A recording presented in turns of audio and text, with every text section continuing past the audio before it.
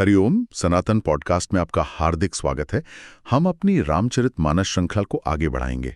आज की चर्चा में हम सती के देह त्याग के पश्चात की घटनाओं पर ध्यान केंद्रित करेंगे। हम जानेंगे कि कैसे उन्होंने मरते समय भगवान हरि से एक वरदान मांगा और कैसे उनका पुनर्जन्म हुआ। जी, और उनका पुनर्जन्म हिमालय के घर में पार्वती के रूप में हुआ। बिल्कुल। और फिर हम देखेंगे कि कैसे नारद मुनि का आगमन होता है और वो राजकुमारी पार्वती के भविष्य के बारे में एक ऐसी भविष्यवाणी करते हैं जो उनके माता पिता को तो चिंता में डाल देती है। हाँ, पर स्वयं पार्वती के मन में शिव के प्रति अनुराग उत्पन्न कर देती है। एक अद्भुत प्रसंग है। यह कथा तप, भक्ति और विधान के अटूट संबंध को दर्शाती है। चलिए इस गहन चर्चा का आरंभ करते हैं। तो कथा का आरंभ होता है सती के देह त्याग के समय से। उन्होंने मरते समय भगवान हरि से एक विशेष वरदान मांगा था। वो क्या था? उन्होंने वरदान मांगा कि जन्म जन्म शिव पद अनुरागा। जन्म जन्म शिव पद अनुरागा। जी, अर्थात मेरा जन्म जन्मांतर में शिवजी के चरणों में ही प्रेम बना रहे। ये कोई साधारण इच्छा नहीं थी। नहीं, बिल्कुल नहीं। और इसी एकनिष्ठ वरदान के कारण आप देखिए, उन्होंने हिमाचल के घर में पार्वती के शरीर से जन्म लिया। और जब से उमा मतलब पार्वती जी ने हिमाचल के घर जन्म लिया, वहां का वातावरण कैसा हो गया? निश्चय ही सब कुछ बदल गया होगा। सब कुछ। उनके जन्म लेते ही हिमालय में सभी प्रकार की सिद्धियां और संपत्तियां छा गईं। अच्छा। मुनियों ने जहां तहां सुंदर आश्रम बना लिए और पर्वतराज ने भी उन्हें रहने के लिए उचित स्थान दिए। प्रकृति पर भी इसका प्रभाव पड़ा होगा। बहुत गहरा। पर्वत पर नाना प्रकार के नए नए वृक्ष सदा फूल फल से युक्त हो गए और तो और बहुत तरह की मणियों की खाने प्रकट हो गई। अद्भुत। और उस स्थान की प्राकृतिक सुंदरता और जीवों के व्यवहार में भी परिवर्तन आया होगा। बिल्कुल। सारी नदियों में पवित्र जल बहने लगा। पक्षी, पशु, भौरे सभी जैसे सुखी रहने लगे। और वो जो वैर भाव का वर्णन है, जी, सभी जीवों ने अपना स्वाभाविक वैर त्याग दिया और पर्वत पर सभी परस्पर प्रेम करने लगे। वो पर्वतराज का घर ऐसा शोभायमान हो रहा था जैसे राम भक्ति को पाकर कोई भक्त शोभायमान होता है। वाह! तो सब कुछ उत्तम चल रहा था और इसी बीच वहां देवर्षि नारद का आगमन होता है। जी, जब नारद जी ने ये सब समाचार सुने तो वे कौतुकवश हिमाचल के घर पधारे। और उनका सत्कार तो बहुत भव्य हुआ होगा। हाँ, पर्वतराज ने उनका बहुत आदर किया, उनके चरण धोकर उन्हें उत्तम आसन दिया और उस चरणामृत को सारे घर में छिड़का। अपनी पत्नी मैना सहित उन्होंने मुनि के चरणों में सिर नवाया। फिर पर्वतराज हिमाचल ने नारद मुनि से अपने पुत्री के भविष्य के बारे में पूछा होगा। जी, उन्होंने अपनी पुत्री को बुलाकर मुनि के चरणों पर डाल दिया। और क्या कहा? उन्होंने कहा, हे मुनिवर, आप त्रिकालज्ञ और सर्वज्ञ हैं, आपकी पहुंच सर्वत्र है, अतः आप हृदय में विचार कर इस कन्या के दोष गुण कहिए। इस पर नारद मुनि की क्या प्रतिक्रिया थी? नारद मुनि ने हंसकर एक रहस्य युक्त कोमल वाणी से कहा। क्या कहा उन्होंने? उन्होंने कहा, तुम्हारी कन्या सब गुणों की खान है। ये स्वभाव से ही सुंदर, सुशील और समझदार है। उमा, अंबिका और भवानी इसके नाम हैं। ये सुनकर तो माता पिता का हृदय प्रसन्न हो गया होगा। बिल्कुल।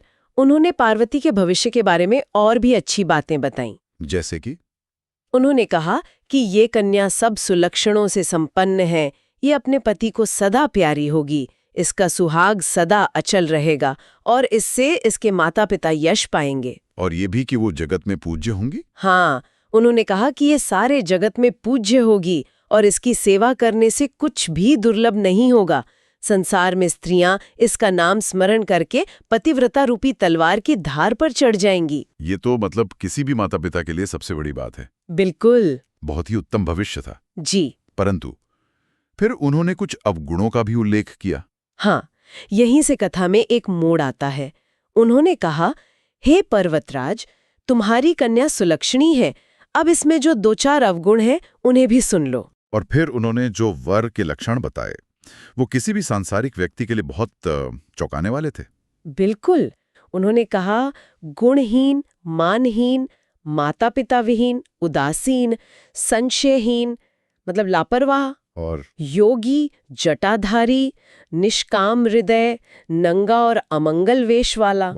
उन्होंने कहा, ऐसा पति इसको मिलेगा, इसके हाथ में ऐसी ही रेखा पड़ी है। ये सुनकर माता पिता और स्वयं पार्वती की क्या प्रतिक्रिया हुई? ये तो एक बहुत ही विचित्र स्थिति होगी। अद्भुत स्थिति थी। मुनि की वाणी सुनकर और उसे हृदय में सत्य जानकर पति पत्नी यानी हिमवान और मैना, उनको तो दुख हुआ और पार्वती जी? और पार्वती जी प्रसन्न हुई। हैं? एक ही बात पर इतनी अलग अलग प्रतिक्रिया? जी, जहां माता पिता को दुख हो रहा था वहीं पुत्री उस भविष्यवाणी से हर्षित थी। और कहा गया है कि नारद जी भी इस रहस्य को नहीं जान पाए। क्यों? क्योंकि सबकी बाहरी दशा एक सी होने पर भी भीतरी समझ भिन्न भिन्न थी। मतलब सभी की आंखों में आंसू थे, पर कारण अलग अलग थे। पार्वती ने तो इस वचन को हृदय में धारण कर लिया। जी, पार्वती जी को शिवजी के चरण कमलों में स्नेह उत्पन्न हो आया, परंतु मन में यह संदेह भी हुआ कि उनका मिलना कठिन है। अच्छा। अवसर ठीक न जानकर उमा ने अपने प्रेम को छिपा लिया और फिर वे सखी की गोद में जाकर बैठ गईं। तब चिंतित होकर पर्वतराज ने नारद मुनि से कोई उपाय पूछा होगा। हाँ, हिम्मान, मैना और सारी चतुर सखियां चिंता करने लगीं। तब पर्वतराज ने धैर्य धरकर कहा, हे नाथ, कहिए अब क्या उपाय किया जाए? तो इस पर मुनीश्वर ने क्या कहा? उन्होंने कहा, हे हिमवान, सुनो, विधाता ने ललाट पर जो कुछ लिख दिया है उसे देवता, दानव, मनुष्य, नाग और मुनि कोई भी नहीं मिटा सकता। तो क्या कोई उपाय नहीं था? भाग्य को बदला नहीं जा सकता? नारद जी ने आगे कहा, तो भी एक उपाय मैं बताता हूँ। यदि देव सहायता करे तो वह सिद्ध हो सकता है। अच्छा, तो एक आशा की किरण थी। जी, उन्होंने कहा, उमा को वर तो निसंदेह वैसा ही मिलेगा जैसा मैंने तुम्हारे सामने वर्णन किया है, परंतु मैंने वर के जो जो दोष बतलाए हैं मेरे अनुमान से वे सभी शिवजी में हैं। वाह! और यदि शिवजी के साथ विवाह हो जाए तो दोषों को भी सब लोग गुणों के समान ही कहेंगे। और इसी को समझाने के लिए उन्होंने कुछ उदाहरण भी दिए। जी, उन्होंने समझाया कि समर्थ को कोई दोष नहीं लगता। हाँ, जैसे विष्णु भगवान शेषनाग के शैया पर सोते हैं तो भी पंडित लोग उनको कोई दोष नहीं लगाते। सही बात है। सूर्य और अग्निदेव अच्छे बुरे सभी रसों का भक्षण करते हैं, परंतु उनको कोई बुरा नहीं कहता। गंगा जी में शुभ और अशुभ सभी जल बहता है, पर कोई उन्हें अपवित्र नहीं कहता। तो सूर्य, अग्नि और गंगा जी की भांति समर्थ को कुछ दोष नहीं लगता। बिल्कुल। और उन्होंने ये भी स्पष्ट किया कि जीव और ईश्वर में अंतर होता है। हाँ, ये बहुत महत्वपूर्ण बात है। उन्होंने कहा कि यदि मूर्ख मनुष्य ज्ञान के अभिमान से इस प्रकार होड़ करते हैं तो वे कल्प भर के लिए नरक में पड़ते हैं। मतलब जीव ईश्वर के समान सर्वथा स्वतंत्र नहीं हो सकता। नहीं हो सकता। उन्होंने उदाहरण दिया कि गंगा जल से बनाई हुई मदिरा को जानकर संत लोग कभी उसका पान नहीं करते, पर वही मदिरा गंगा जी में मिल जाने पर जैसे पवित्र हो जाती है, ईश्वर और जीव में भी वैसा ही भेद है। बहुत सुंदर उपमा है। तो अंततः उन्होंने क्या निश्चित उपाय बताया? उन्होंने कहा कि शिवजी सहज ही समर्थ हैं, क्योंकि वे भगवान हैं, इसलिए इस विवाह में सब प्रकार कल्याण है। परंतु उनकी आराधना तो कठिन है। हाँ, उन्होंने कहा कि महादेव जी की आराधना बड़ी कठिन है, फिर भी क्लेश मतलब तप करने से वे बहुत जल्द संतुष्ट हो जाते हैं। तो तप ही एकमात्र मार्ग था। जी, उन्होंने कहा, यदि तुम्हारी कन्या तप करे तो त्रिपुरारी महादेव जी होनहार को मिटा सकते हैं। यद्यपि संसार में वर अनेक हैं, पर इसके लिए शिवजी को छोड़कर दूसरा वर नहीं है। और उन्होंने शिवजी के गुणों का भी वर्णन किया। हाँ, कि वे वर देने वाले, शरणागतों के दुखों का नाश करने वाले, कृपा के समुद्र और सेवकों के मन को प्रसन्न करने वाले हैं। उनकी आराधना किए बिना करोड़ों योग और जप करने पर भी वांछित फल नहीं मिलता। तो नारद मुनि के जाने के बाद क्या हुआ? नारद जी भगवान का स्मरण करके पार्वती को आशीर्वाद देकर ब्रह्मलोक को चले गए। पर घर में तो चिंता का माहौल बना रहा होगा। बिल्कुल। इसके बाद मैना ने एकांत में अपने पति से कहा कि उन्हें मुनि के वचन ठीक नहीं लगे। एक माँ का हृदय। जी, उन्होंने कहा कि यदि घर, वर और कुल अच्छा हो तो ही विवाह करना चाहिए, अन्यथा कन्या चाहे कुंवारी ही रहे। पार्वती उन्हें प्राणों के समान प्यारी हैं। तब हिमवान ने अपनी पत्नी को कैसे समझाया? हिमवान ने प्रेम से कहा, चाहे चंद्रमा में अग्नि प्रकट हो जाए, पर नारद जी के वचन झूठे नहीं हो सकते। हे प्रिय, सब सोच छोड़कर श्री भगवान का स्मरण करो। और ये भी कहा होगा कि जिन्होंने पार्वती को रचा है वे ही कल्याण करेंगे। बिल्कुल। और उन्होंने पार्वती को तप करने की प्रेरणा देने के लिए भी कहा। मतलब उन्होंने कहा कि यदि तुम्हें कन्या पर प्रेम है तो जाकर उसे ये शिक्षा दो कि वो ऐसा तप करे जिससे शिवजी मिल जाएं। जी, दूसरे उपाय से ये क्लेश नहीं मिटेगा। इसके बाद की घटना तो बहुत ही सुंदर है, जब पार्वती अपनी माता को अपने सपने के बारे में बताती हैं। जी, मैना तुरंत पार्वती के पास गईं। उन्हें देखकर पार्वती के आंखों में आंसू भर आए। मैना ने उन्हें स्नेह से गोद में बिठा लिया। और तब पार्वती जी बोली, हाँ, तब जगत जननी भवानी माता को सुख देने वाली कोमल वाणी से बोली, माँ सुनो, मैं तुम्हें सुनाती हूँ। उन्होंने अपने स्वप्न के बारे में बताया। उन्होंने कहा, मैंने ऐसा स्वप्न देखा है कि मुझे एक सुंदर गौरवर्ण श्रेष्ठ ब्राह्मण ने ऐसा उपदेश दिया है कि जाकर तप करो, क्योंकि नारद जी ने जो कहा है उसे सत्य समझो। और इस स्वप्न का परिणाम क्या हुआ?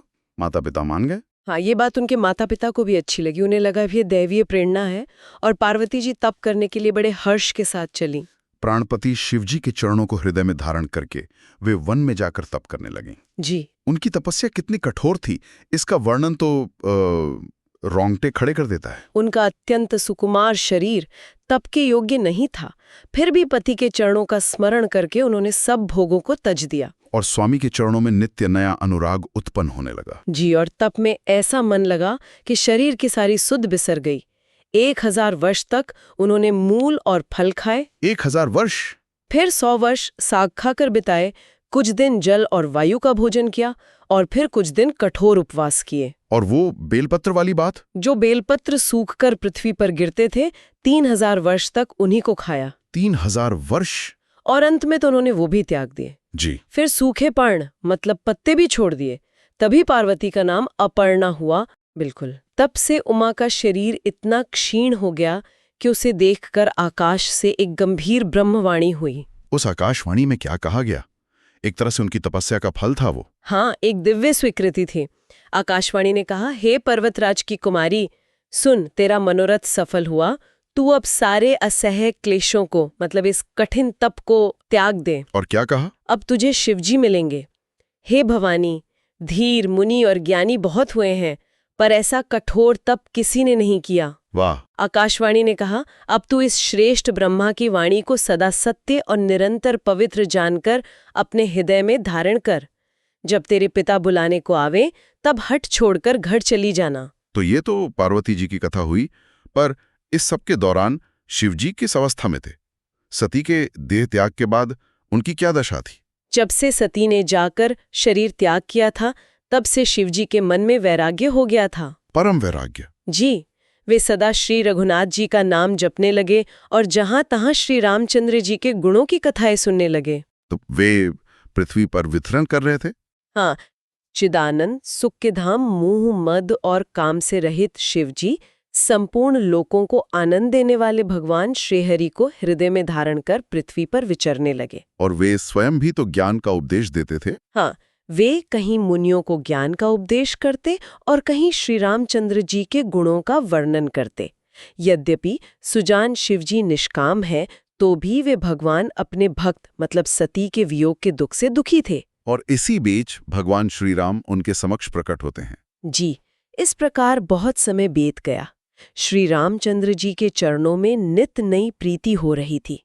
शिवजी के कठोर नियम, अनन्य प्रेम और उनके हृदय में भक्ति की अचल टेक को जब श्री रामचंद्र जी ने देखा, तब वे प्रकट हुए। हाँ, तब कृतज्ञ, कृपालु, रूप और शील के भंडार, महान तेजोपुंज भगवान श्री रामचंद्र जी प्रकट हुए।